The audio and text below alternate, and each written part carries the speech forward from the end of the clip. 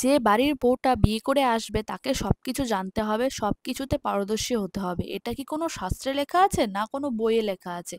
সেই মেয়েটাও নতুন করে জীবন শুরু করবে, নতুন সবকিছু শুরু করবে। তার কিন্তু সবকিছু জানা বাধ্যতামূলক না।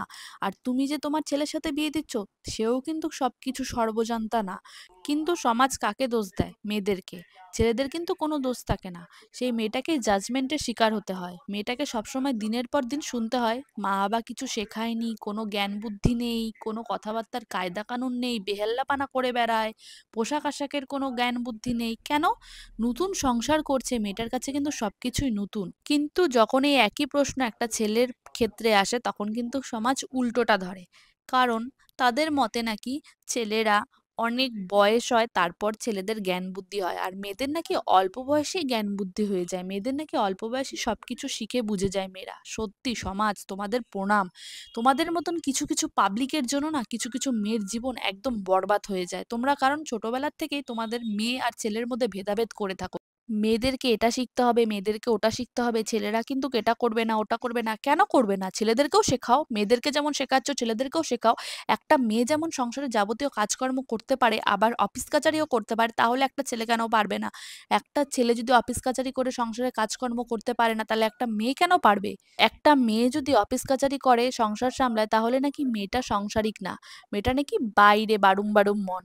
আর একটা ছেলেই যদি সেম কাজ করে তাহলে কিন্তু ছেলেটা অনেক ভালো হয়ে যায়, অনেক ভদ্র হয়ে যায়, কত ভদ্র সভ্য ছেলে। কেন?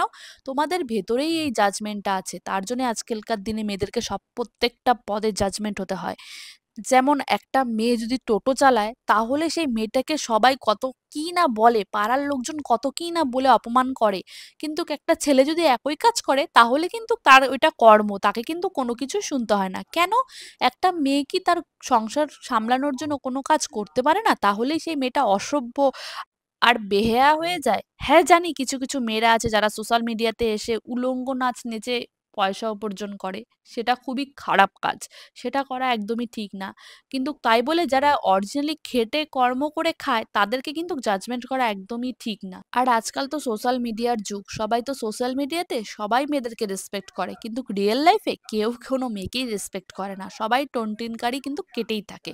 আর সোশ্যাল মিডিয়াতে এরা পোস্ট করে যেন তাদের মতন ভদ্র আর কেউ নেই। যারা সোশ্যাল মিডিয়াতে বড় বড় লেকচার মেরে থাকে না, তাদের রিয়েল লাইফেও ঝেঁকে দেখো, তারা কিন্তু কোনোদিনও কোনো মেয়েকে বা মাকে সম্মান করতে শেখেনি। তারা শুধু সোশ্যাল মিডিয়াতেই বকর বকর করতে জানে, রিয়েল লাইফে কাউকেই সম্মান দিতে জানে না। আমি মনে করি ছেলে মেয়ে ভেদাভেদ না করে দুজনকে সমানভাবে দেখাটাই ভালো, দুজনকে দু চোখে দেখা কিন্তু একদমই ঠিক না।